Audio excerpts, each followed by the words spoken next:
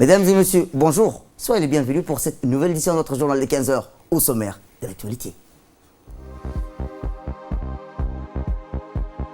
Dans l'actualité nationale, le chef de l'État en communion avec la population de Korangar.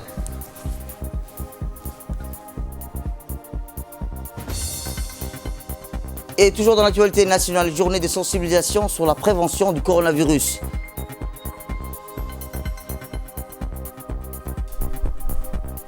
Et dans l'actualité internationale, en Italie, les pays paient le plus lourd tribut au coronavirus dans le monde, plus de 3400 morts. C'était les titres. Merci si vous nous rejoignez. Ultime étape du dialogue citoyen initié par le président de la République, son Excellence Ismaël Omar Guelleh, avec ses compatriotes des régions de l'intérieur. La localité aubocoise de Korangar a accueilli à son tour, hier matin, dans la joie et la ferveur, le chef de l'État. Situé au nord-est du pays, non loin des îles touristiques de Raziane, la localité de Korangar tire son atout principal de son accès à la mer. C'est pourquoi, sous l'impulsion directe du président de la République, son Excellence Ismaël Omar Guelleh, l'État djiboutien a mis son soutien au développement social de cette localité sur des projets liés à l'exploitation des ressources halieutiques. L'attribution en 2019 d'une vingtaine d'embarcations et le parrainage d'une série de formations dans le domaine de la pêche sont certains des efforts engagés sous l'emblème de la puissance publique dans le domaine de la création d'emplois à Korangar. La concession de nombreux moyens, notamment un camion frigorifique et l'électrification par la voie du solaire des maisons des pêcheurs, constituent d'autres mesures consenties par l'État en faveur de cette catégorie professionnelle. La plus importante de cette localité. À noter aussi que l'appui de l'État en faveur du développement social de Korangar s'est manifesté sous la forme d'un soutien matériel et financier qu'il a apporté à la coopérative des femmes de cette localité.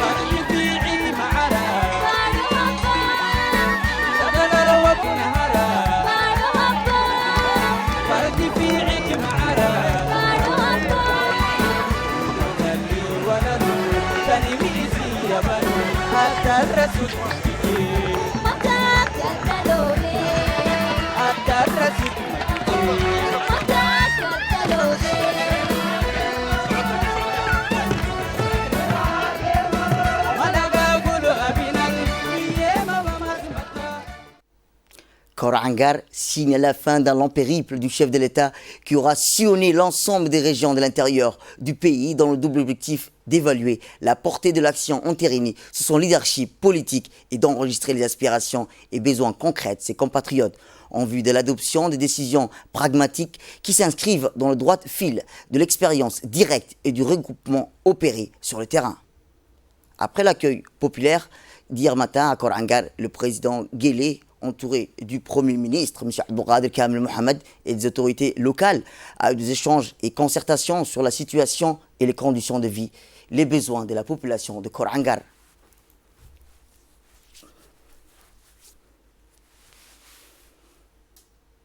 Les échanges ont démarré avec un mot d'introduction du président Guelleh, qui a remercié la population pour son accueil chaleureux.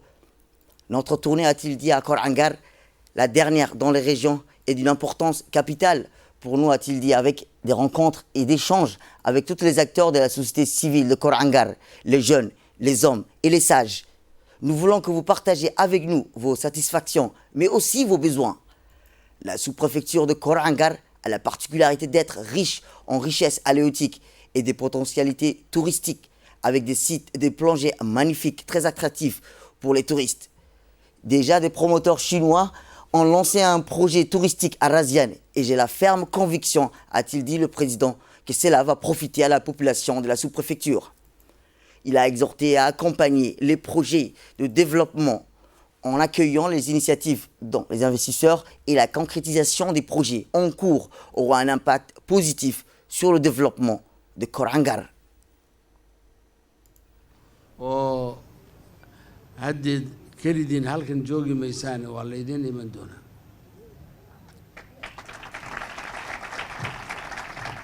dadka inaad soo dhawaysiin baa laydinka doonayaa dadka inaad walaalnimo kula noolaataan baa la doonayaa shisheeyaha inaad si gaara u soo dhawaysaan baa la doonayaa dhismo badan hadday dalxiis tahay hadday warshadayn tahay haddii ay macdan dhulkan jirta baadhisteeda ay tahay waxaasoo dhani ayaan baad u hesheen dee ilaahay baa idin siiyey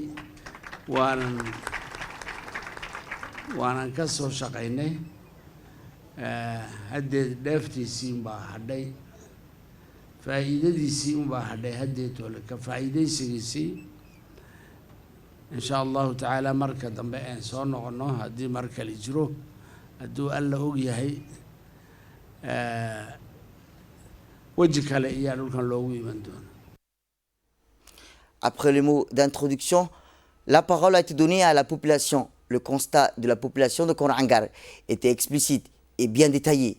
Après avoir passé en revue les réalisations, les représentants de la population de Korangar ont soulevé la difficulté d'accès à l'eau, le désenclavement, la situation de la coopérative de pêche de Korangar, dont les capacités ont été renforcées avec l'octroi des barques et des matériels, mais qui font toujours face à des difficultés de conservation et du coût élevé de l'essence. Une représentante des femmes a soulevé l'exode rural causé par le manque d'un collège, le manque d'une structure d'épanouissement des jeunes. Dans sa réponse, le président de la République, M. Ismaël Omar Guelleh, a annoncé que le problème de l'accès à l'eau sera résolu avec la réalisation d'un forage à Bozali et le projet de Bissidouri qui va alimenter toute la côte. La situation sanitaire sera assainie avec la mise en disposition d'une ambulance destinée à la localité. Le réseau sera réhabilité et installé dans moins d'une semaine. Et pour le collège, nous allons étudier les conditions qui nous permettent de concrétiser ce projet.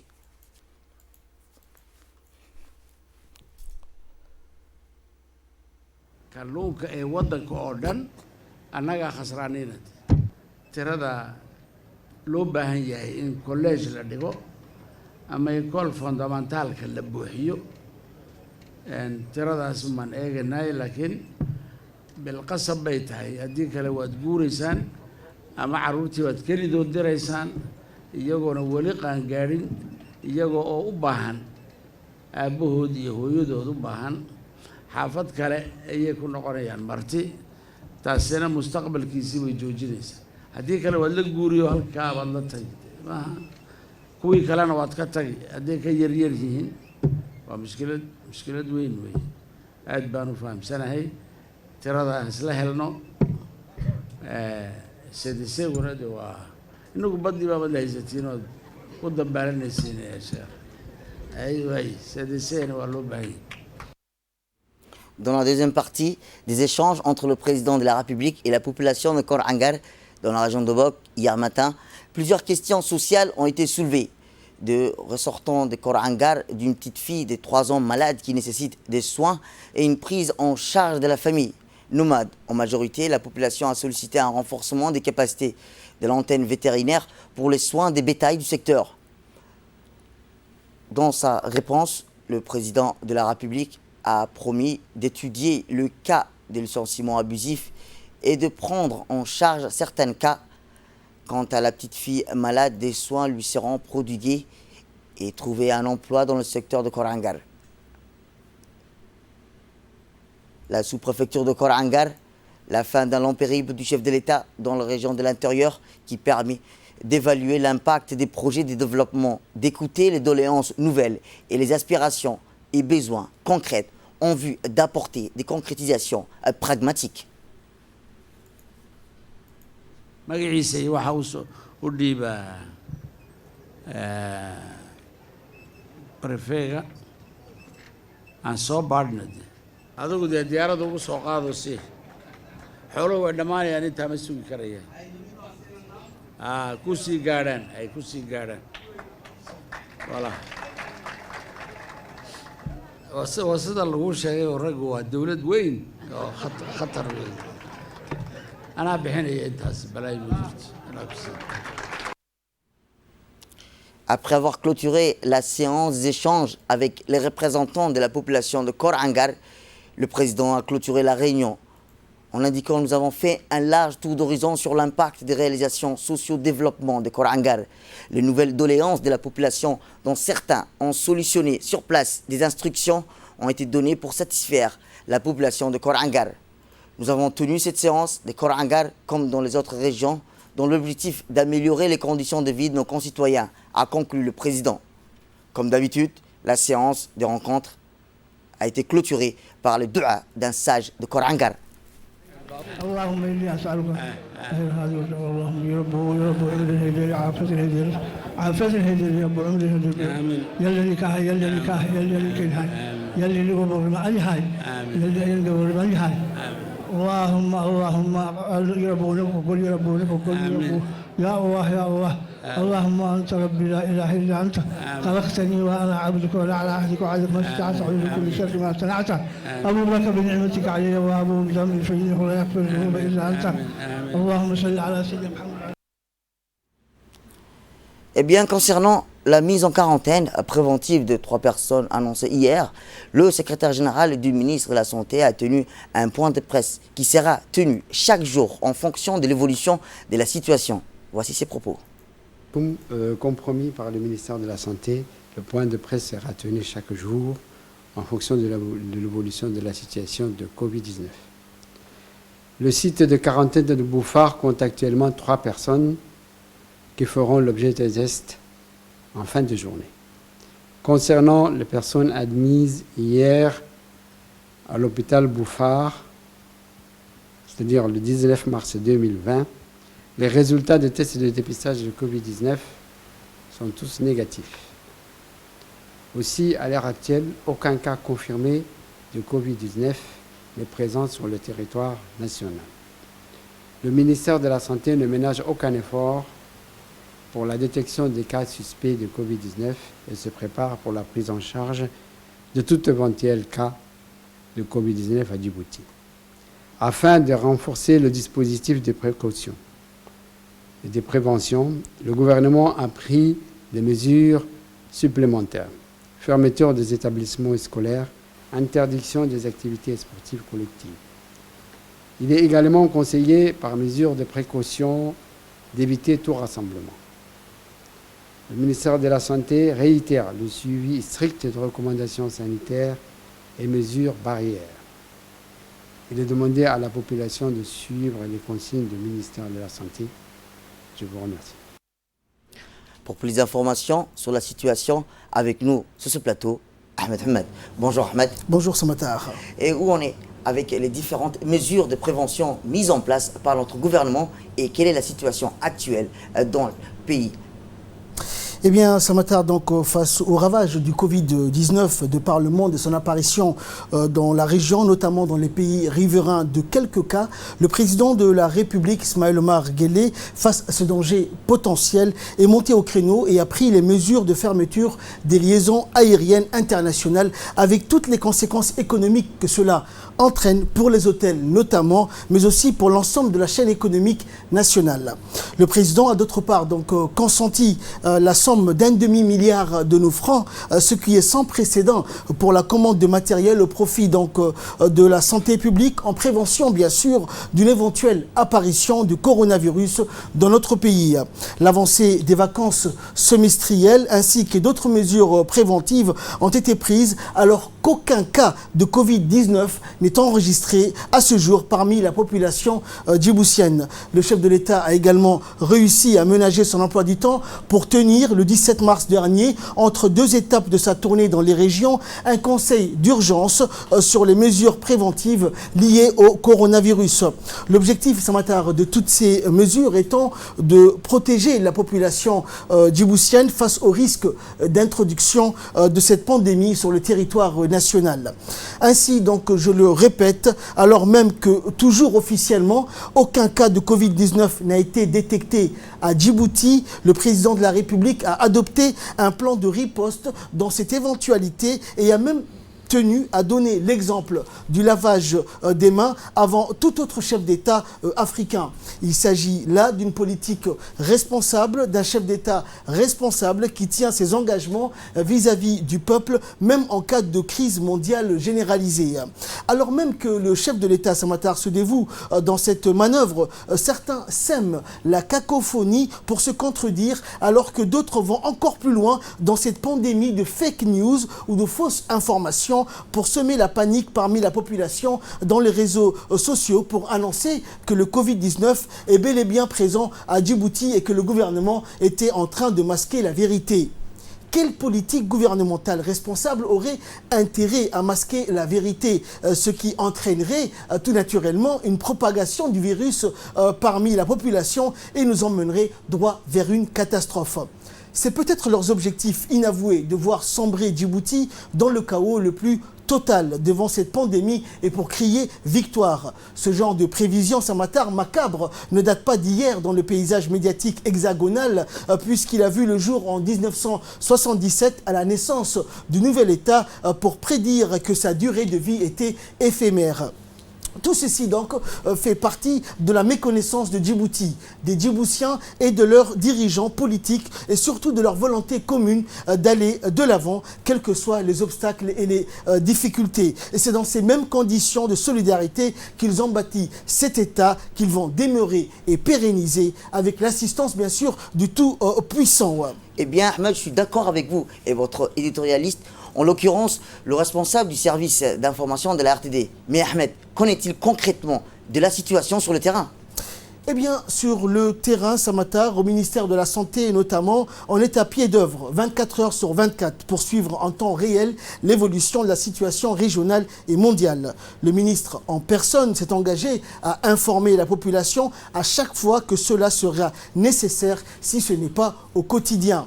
Pas plus tard qu'hier, le ministère de la Santé a annoncé par le biais de son secrétaire général le départ du contingent espagnol auquel le ministre de la Santé avait refusé formellement l'accès au territoire national. Et après un court séjour à la base française, finalement, ce contingent, avec ses 22 militaires, a quitté le pays et avant le sujet infecté dans un avion médicalisé.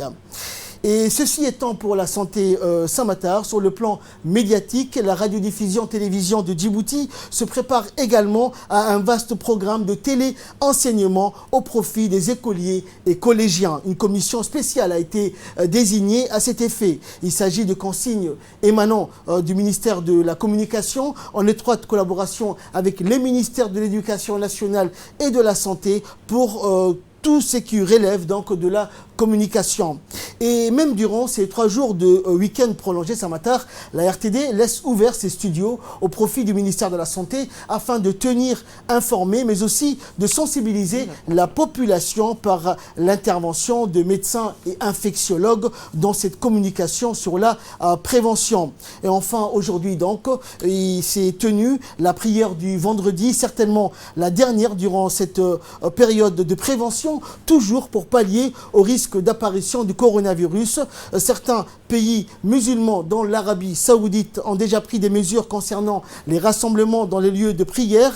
Et à Djibouti, le ministère des Affaires musulmanes, de la Culture et des Biens Waqf et le Haut Conseil islamique s'est déjà donc prononcé sur la fermeture immédiate des mosquées et autres lieux de rassemblement religieux, Samatar. Et enfin, pour tout dire, les associations des jeunes et des femmes, la société civile, comme les pouvoirs publics se mobilisent à l'exemple de la mairie de la ville de Djibouti, de la société Djibouti Télécom, des autorités portuaires. Toutes les composantes de la société restent sur le qui-vive et accentuent la prévention, chacun à son niveau. La solidarité ne manque pas donc également dans cette action avec la CAC Bank qui a remis hier un chèque de 20 millions de nos francs au ministère de la Santé en prévision toujours de cette pandémie. Il s'agit là d'une démarche altruiste qui, nous l'espérons, servira d'exemple à d'autres institutions privées et publiques du pays. Samatar, l'heure est à la solidarité, à la vigilance et non à la panique pour faire front commun dans cette éventuelle guerre face à un ennemi invisible et impitoyable qu'est le coronavirus. Et pour lutter contre cette pandémie, Samatar, il y a d'abord les gestes barrières que nous devons adopter collectivement ou individuellement et le président de la République nous en a donné l'exemple.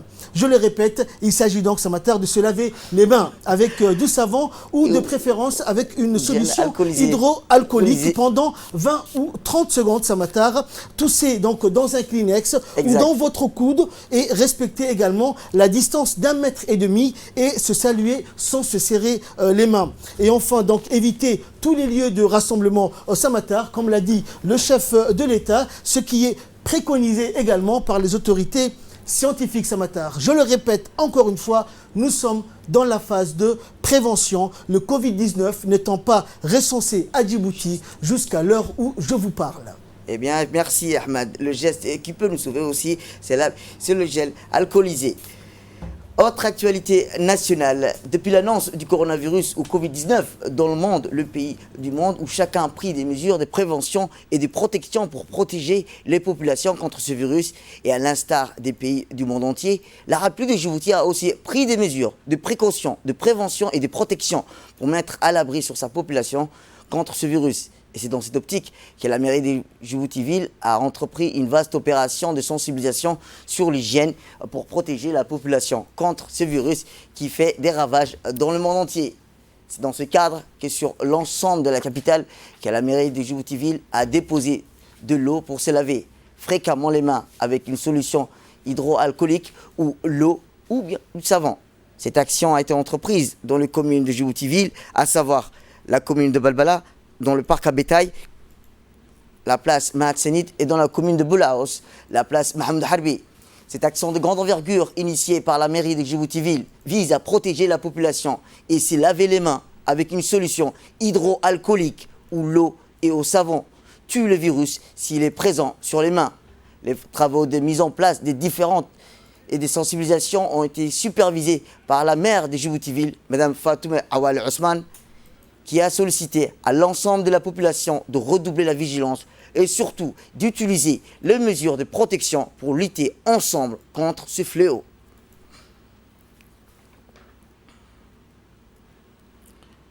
Autre nouvelle, la société de gestion du terminal à conteneurs, connue sous l'acronyme SGTD, maintient ses opérations et se poursuivent. Comme d'habitude, au SGTD, les commerces et les denrées alimentaires continuent d'arriver. Hier, 3 navires transportant des denrées alimentaires pour Djibouti, Éthiopie et d'autres pays étaient au quai. Cette pandémie du coronavirus qui sévit le monde n'a aucunement impacté sur le flux des marchandises depuis janvier. Il a noté que des mesures de précaution supplémentaires sont en place. Il convient de rappeler que le Covid-19 ou le coronavirus a été une preuve rude de la logistique mondiale et le trafic maritime.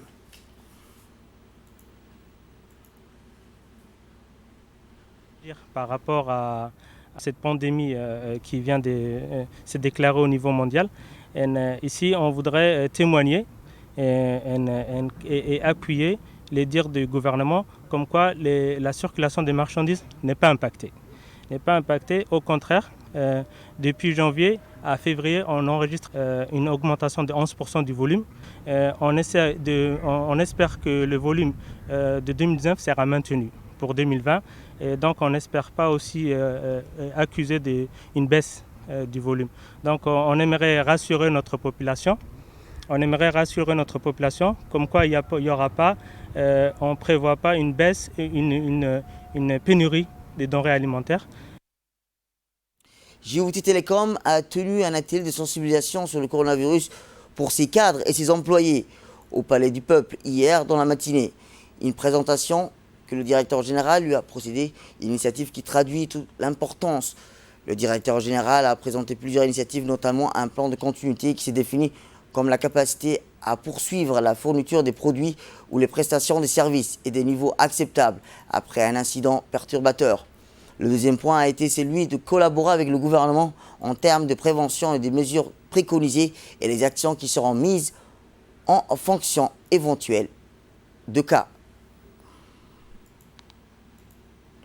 Toujours en essayant de garantir les services à notre population.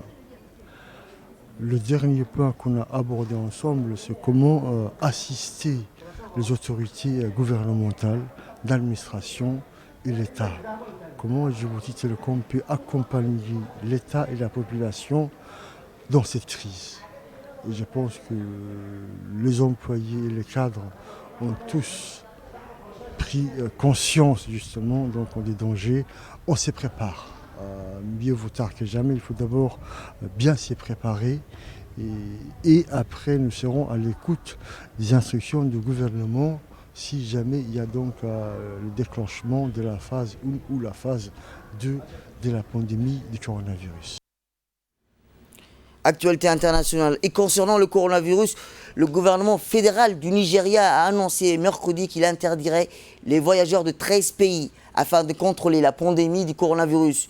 Les pays touchés contre la Chine, les États-Unis et le Royaume-Uni, la mesure prendra cependant effet le samedi 21 mars. Le Nigeria rejoint un certain nombre de pays du continent qui ont annoncé l'interdiction des voyages dans les pays où le nombre des cas de coronavirus est très élevé. Certains pays ont utilisé des cas signalés pour activer les interdictions. Le Ghana, par exemple, dit que les voyageurs en provenance des pays comptant plus de 100 cas ou plus de se verront refuser l'entrée.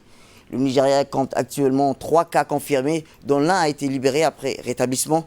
Le pays index, un Italien, est toujours sous traitement. Les citoyens ont exercé des pressions sur les réseaux sociaux pour que le gouvernement suive la tendance et empêche certains pays d'entrer dans la nation. Le plus peuple d'Afrique, les 3 cas se trouvent dans la capitale commerciale de Lagos. Le Nigeria a enregistré un nouveau cas de coronavirus dans la capitale commerciale Lagos. Le gouvernement de l'État a confirmé le cas impliquant une Nigérienne arrivée vendredi dernier au Royaume-Uni. Le commissaire de la santé de l'État a dévoilé le développement lors d'une conférence de presse mardi. Le National Centers Disaster Control a déclaré que le patient avait développé des symptômes au cours de son auto-isolement de 14 jours. Le cas actuel est indépendant du patient index, un Italien qui a volé à Lagos sur un vol de la compagnie Airlines. Le Nigeria, pays le plus peuplé d'Afrique, est en état d'alerte depuis le premier cas. Les autorités, en particulier en Lagos, ainsi que l'équipe lutte contre la maladie, ont régulièrement fait le point sur le développement. Et en Italie, le monde entier s'y prépare et malheureusement, l'Italie est devenue officiellement jeudi soir le pays le plus durement frappé par le nouveau coronavirus sur notre planète. Le nombre de morts dans la péninsule est de 3400, un bilan des victimes encore plus lourd que celui de la Chine, où l'on dénombre plus le moment de 3245 décès. L'épidémie a rapidement fait de terribles ravages en Italie, puisqu'il n'y a pas si longtemps, le 22 février dernier, les autorités sanitaires n'annonçaient que 2 premiers morts. Il n'y a encore qu'une semaine, on le comptait, les macabres affichaient 1016 décès, ce qui signifie qu'en très peu de temps, il y a plus que le triple depuis 2 jours. Les chiffres sont d'ailleurs terrifiants, 475 victimes entre mercredi et ce jeudi. C'est tout pour cette édition. Merci à vous de nous avoir suivis. Restez avec nous pour la suite de nos programmes télévisés.